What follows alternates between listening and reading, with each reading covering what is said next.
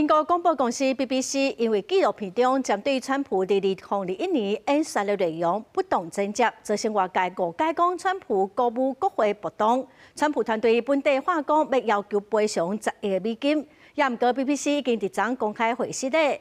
BBC 嘛强调讲，针对剪接的方式感觉真危险，也毋过认为无造成诽谤，所以绝对无要赔偿。这个事件嘛已经造成 BBC 有真侪歌赞已经失职了，嘛互 BBC 面对真大危机。总部伫咧伦敦的英国广播公司 BBC 最近互人提出讨论，因为因伫节目内面甲美国总统川普伫2021年1月初6的演讲3段内容经过剪过了后，互人误认为川普直接向民众采取激烈的行动。代志互每日电讯报报道了后 ，BBC 承认判断失误，发函向白宫回释咧。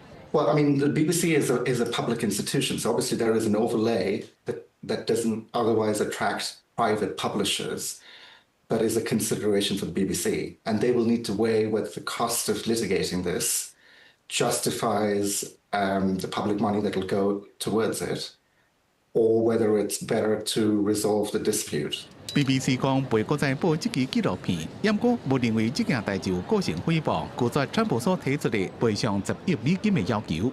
We're going to walk down. We're going to walk down anyone you want, but I think right here we're going to walk down to the Capitol. 川普的律师团讲 ，BBC 的做法影响川普的名声，甚至可能影响伊伫2024年大选进程的名誉氛围，要求 BBC 上话1礼拜5进行会议的撤回影片并且赔偿。不过，法律专家讲，川普已经赢到选举，要证明重大损害困难度真大。美国公众认为要告诽谤，就要通过恶意条件。